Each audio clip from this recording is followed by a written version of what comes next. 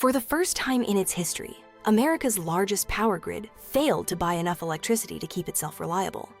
Not because of a storm, not because of a fuel shortage, because AI needed more power than the market could provide. And now the people running that grid might be forced to break it apart.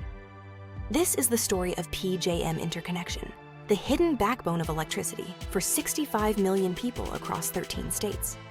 From the Illinois Prairie to the New Jersey shore, if you live anywhere in that corridor, PJM decides whether your lights stay on and what you pay for the privilege. Until recently, it did that job quietly, reliably, for decades. Then the data centers showed up. Here's what happened. Every year, PJM runs something called a capacity auction. Utilities and grid operators commit to having a certain amount of power available a couple years out. It's essentially a reliability insurance market. If supply falls short of what's needed, prices go up to attract more investment. The system is designed to keep the grid balanced through market signals alone. It's worked since 1999. In December 2025, it broke. PJM's auction came up 6,625 megawatts short of its reliability target, the first capacity shortfall in the operator's history. And the price signal it sent was historic. Capacity prices exploded to $333 per megawatt day. In 2024, that same number was $28. That's not a 10 or 20% increase. That's roughly a tenfold jump in the cost of keeping the grid reliable. Without a last-minute political deal with Pennsylvania's governor capping the price, it would have gone even higher, nearly $530 per megawatt day. Those costs don't disappear. They flow down to ratepayers. So what caused this? The answer is sitting in every data center corridor in Northern Virginia and across the Mid-Atlantic. Data centers now account for 94% of PJM's projected load growth. In the past capacity auction, they were responsible for 40% of total capacity costs. Costs that PJM's own independent market monitor says added $23 billion to the grid's reliability bill for the 3 years ending in mid-2028. U.S. data center electricity demand was about 23 gigawatts in 2023.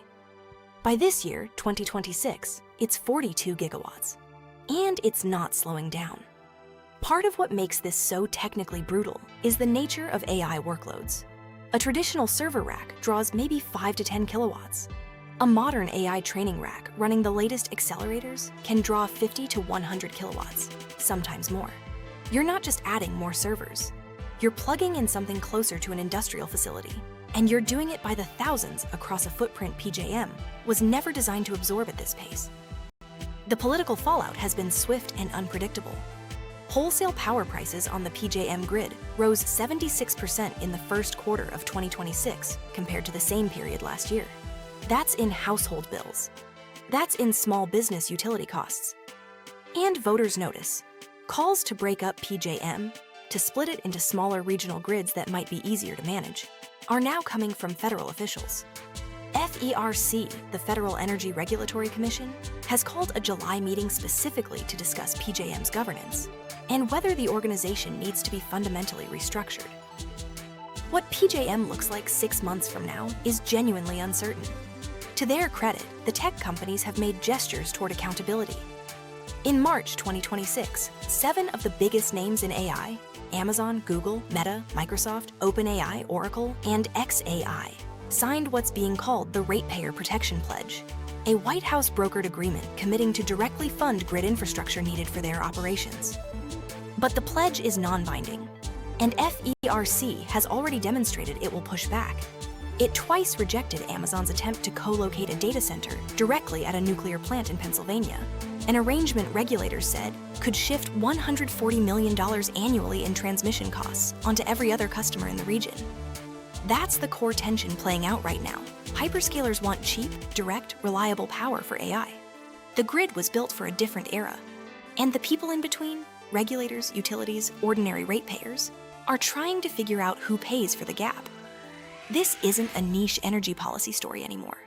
It's the fundamental question underneath every AI infrastructure build-out. Power is not infinite, it's not free, and the grid connecting it all has real physical and financial limits. PJM just hit one of those limits publicly, for the first time ever, And the scramble to respond is going to shape where data centers get built, how much electricity costs in the Mid-Atlantic for years to come, and whether the largest grid operator in the country survives in its current form. The AI boom is real.